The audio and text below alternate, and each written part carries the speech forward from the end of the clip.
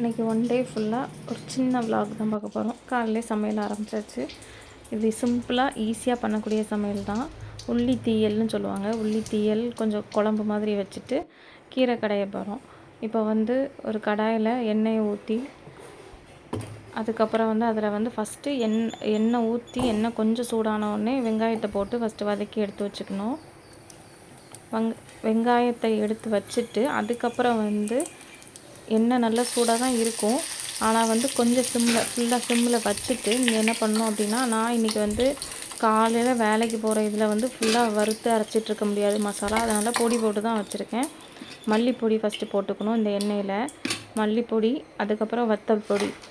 அது அளவு இப்போ ஒரு 3 ஸ்பூன் 4 ஸ்பூன் மல்லிப்பொடி போட்டிங்கன்னா 2 ஸ்பூன் வத்தல் பொடி போட்டுக்கலாம்.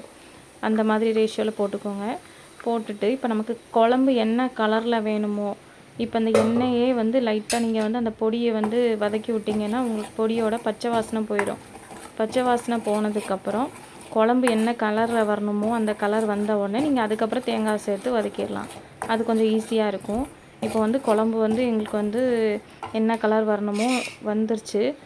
இன்னும் கொஞ்சம் வதங்கணும். இன்னும் கொஞ்சம் லேசாக உங்களுக்கு பார்த்தாலே அந்த பொடி அப்படியே தெரியுதுல்ல. அதனால் இன்னும் கொஞ்சம் வதக்கிட்டு இந்த கலரில் இருக்கட்டும் ஓகேன்னு சொல்லிட்டு அதுக்கப்புறம் தேங்காவும் ஆட் பண்ணியாச்சு. தேங்காய் போட்டு தேங்காய் நல்ல கருக விட்டுறக்கூடாது. கிண்டினோடனே உங்களுக்கு அந்த பொடியோட கலர் வந்துடும். அதுக்கப்புறம் பாருங்கள் எந்த இடத்துல ஆஃப் பண்ணணும் அப்படின்னு சொல்லிட்டு நீங்கள் கூட்டி வச்சு கிண்டினீங்க அப்படின்னா தேங்காய் சீக்கிரமாக கருகிடும். அப்போ கருக விடக்கூடாது. கருக விடாமல் நீங்கள் நல்லா சிம்மிலே வச்சு கூட கிண்டலாம். கிண்டிட்டு இல்லை ரொம்ப லேட் ஆகுது அப்படின்னா கொஞ்சம் கூட்டி வச்சு பக்கத்துலேயே நின்று இது பண்ணிக்கணும். இது பண்ணிவிட்டு தேங்காய் கொஞ்சம் மொறுன்னு ஆன மாதிரி இருக்கும். இந்த பார்த்தீங்களா, இப்போ தெரியுதா? இந்த மாதிரி ஆன உடனே நம்ம ஆஃப் பண்ணி இதை ஆற வச்சிடலாம்.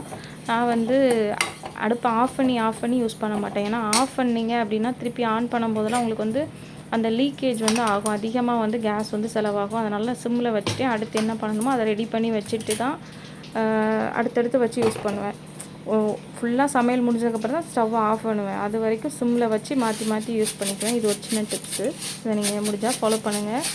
இப்போ கீரை கடையிறதுக்கு கீரையை நல்லா கழுவி எடுத்துட்டு நான் வெந்தயம் போடுவேன். வெந்தயம் போட்டால் கசக்கும் அப்படி இப்படின்னு உடனே கமெண்ட்ஸில் வந்துடாதீங்க. வெந்தயம் போட்டு பாருங்கள். கொஞ்சமாக போட்டு நல்ல சீரகம், இதெல்லாம் உடம்புக்கு சேர்க்குறது ரொம்ப நல்லது. பசங்க சாப்பிடுவாங்க அப்படிங்கிறதுக்காக நான் வெந்தயம் சீரகம் இந்த மாதிரிலாம் ஒளிச்சு மறைச்சி தானே கொடுக்க முடியும். அதனால் கொஞ்சம் இதில் சேர்த்துப்பேன். இப்போ போட்டது சோடா உப்பு. உப்பு கிடையாது, சோடா உப்பு. சோடா உப்பு ஏன் போடுறோம் அப்படின்னா, கீரை கலர் கருப்பாகாமல் இருக்கிறதுக்கு, கீரை பச்சையாகவே இருக்கிறதுக்காக சோடா உப்பு சேர்த்துக்கலாம். அதுக்கப்புறம் வெள்ளைப்பூடு ஒரு 4-5 பல் உரித்து அதை தட்டி அதை போட்டு அரை கிளாஸ் மட்டும் தண்ணி ஊற்றி வேக வச்சுருக்கேன். ஏன்னா கொஞ்சம் திக்காக இருக்கணும்ல. இப்போ புளிக்குழம்புக்கு சைடில் வச்சு எடுத்து சாப்பிட்ற மாதிரி இருக்கணும். அதனால் தண்ணி அதிகமாக ஊற்றாமல் ஒரு அரை கிளாஸ் தண்ணி ஊற்றினாலே போதும். நல்ல கீரை வெந்துடும். இப்போ ஒரு சைடு வெந்துட்டுருக்கு. இன்னொரு பக்கம் இந்த மசாலா ஆறிடுச்சுல்ல, அதை குழம்பு வைக்கிறதுக்கு பார்க்கணும். நல்லெண்ணெய் ஊற்றி வெந்தயம் கடுகு போட்டாச்சு. இப்போ எவ்வளோ சின்ன வெங்காயம், இந்த குழம்போட மெயின் இதுவே சின்ன வெங்காயம் தான். சின்ன வெங்காயம் நிறைய போட்டுட்டு கருவேப்பிலை போட்டு 2 உப்பு போட்டு வதக்குனிங்கன்னா சீக்கிரமாக வதங்கிடும். இது ஒரு பக்கம் வதங்கட்டும். அதுக்குள்ளே மசாலா அரைச்சி எடுத்துகிட்டு வந்துடலாம். மிக்ஸி ஜாரில் இப்போ ஃபஸ்ட்டு என்ன பண்ணணும் அப்படின்னா, வெங்காயத்தை போடக்கூடாது. வதக்கி வெங்காயம் தனியாக நான் எடுத்து வச்சுருக்கேன். இதோட சேர்க்கலை.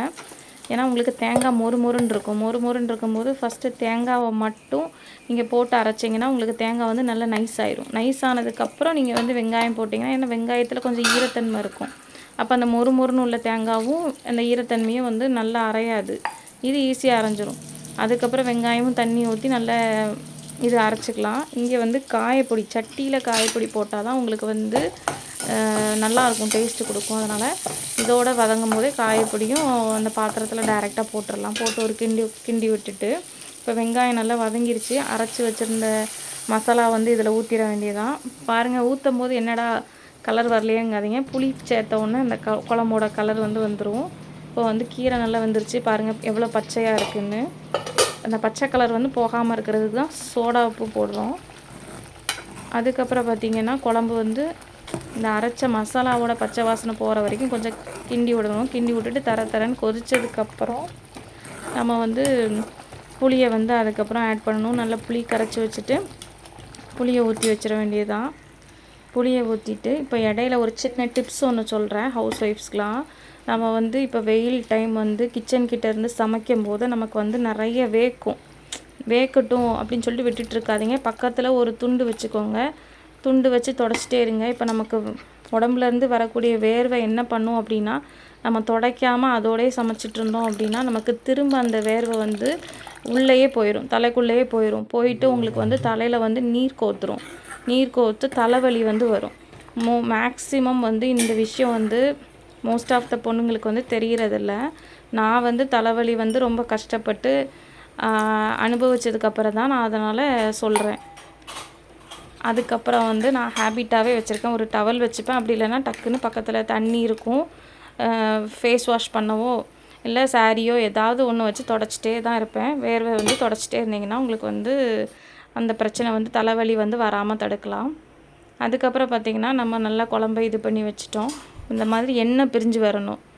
புளியை ஊற்றுனதுக்கப்புறம் நம்ம மூடி வச்சிடணும். சிம்மில் வச்சுட்டு ட்ரெஸ் எடுத்து வச்சாச்சு. இதாங்க ட்ரெஸ்ஸு. நான் காலையில் எனக்கு எடுக்க டைம் இல்லை. அந்த லாஸ்ட் மினிட்டில் போய் பஸ்ஸை பிடிக்கிறதுக்காக எங்கள் ஹஸ்பண்ட் பஸ் ஸ்டாப்பில் கொண்டு போய் ட்ராப் பண்ணிட்டாங்க. பஸ்ஸு வந்து வர்றதுக்கு முன்னாடி நமக்கு வந்து முந்தின ஸ்டாப்லேருந்து இப்போ மேம் வந்து ஃபோன் பண்ணுவாங்க. அதை கேட்டு தான் நம்மளே கிளம்புவோம். பஸ் ஸ்டாண்ட்லேயும் நிற்க போகிறது கிடையாது. வந்து இறங்கினோடனே அடுத்து ஏறிட வேண்டியது தான். இன்றைக்கி லேபுங்கிறதுனால பிள்ளைங்க எல்லோரும் படிச்சிட்ருக்காங்க ரொம்ப சீரியஸாக. பஸ்ஸில் கூட நமக்கும் வேலை அதிகமாக தாங்க இருக்கும். காலேஜே ஒரு 10 சுற்று சுற்றியாச்சு லேபு முடிக்கிற வரைக்கும். அதுக்கப்புறம் வீட்டுக்கு கிளம்பிட வேண்டியது தான்.